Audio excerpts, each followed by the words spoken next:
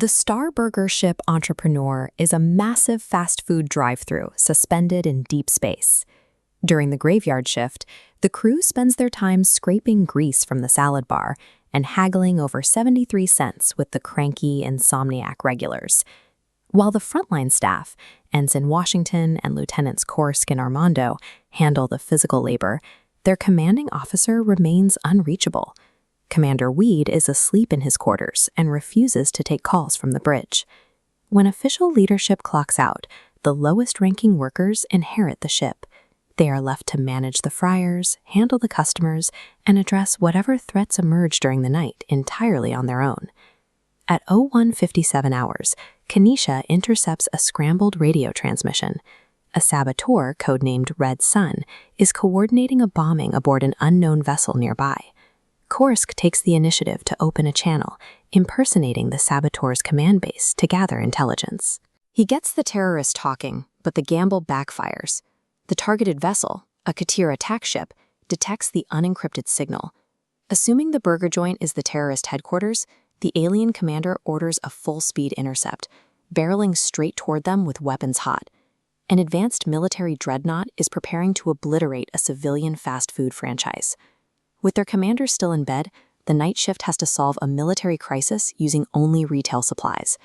As the Katir open fire, Kenesha hacks the communications array to scramble the warship's sensors. This prevents them from achieving a clean weapons lock while the Entrepreneur dodges the incoming barrage. Korsk executes a physical separation of the vessel. Kenesha takes command of the thrust module to draw fire as a decoy, while Korsk separates the restaurant module to act as a stealth unit. The restaurant section cuts its main drive and drifts into the shadow of a nearby planet, breaking the enemy's line of sight. This creates a stalemate. Hiding behind the planet shields them from the warship's targeting, but the dense rock also blocks their own scans. Both vessels are now flying blind. Armando finds a workaround. By firing a high-intensity sensor beam at a nearby asteroid ring, he bounces the signal around the curvature of the planet. The asteroids act as a periscope, pinpointing the warship's exact location. By utilizing the local environment as a series of mirrors, the crew uses basic physics to keep a military strike force at arm's length. Using the asteroid reflections for navigation, Armando pilots the restaurant module out of the shadow and slips directly underneath the alien vessel's deflector shields. He extends the landing gear, activates the industrial electromagnets, and clamps onto the hull of the Katir warship.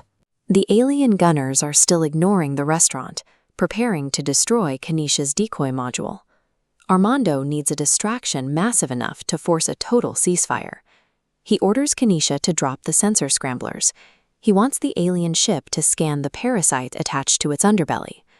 Armando runs through the kitchen and activates every fryer, microwave, and register simultaneously. The energy readings spike into the red. He then hails the alien captain and bluffs that he has initiated a self-destruct sequence, threatening to take both ships down. The Katir halt their attack. Weaponizing kitchen equipment creates a threat so unpredictable that the military crew is forced to freeze. The bluff buys Korsk a window of time. While the warship holds its fire, he beams directly into the alien engineering bay to find the saboteur. Korsk corners the terrorist on a catwalk. He disarms him, but the man triggers an automatic countdown on the explosives before attempting to throw himself over the railing. With seconds left, Korsk calls for backup. He beams in a psychic crewmate to pull the bomb's location from the terrorist's mind, and an engineer to handle the defusal.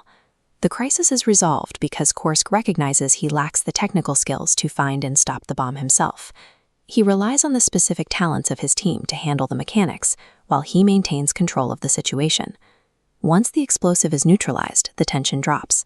The Katir crew is invited into the dining room, where the soldiers sit in plastic booths, ordering burgers and fries.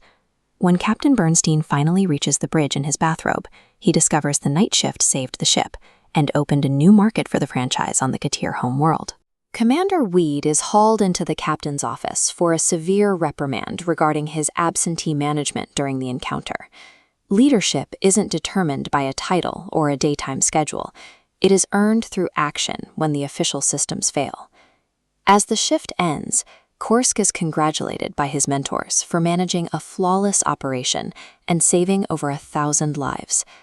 But the adrenaline fades. While his crew celebrates together behind closed doors, Korsk walks the empty corridors alone. He sits by an observation portal and raises a glass to the stars. Stepping up to lead saved the ship, but it forced a distance between Korsk and the peers he protected. It is a heavy, isolating experience, even at a cosmic burger joint.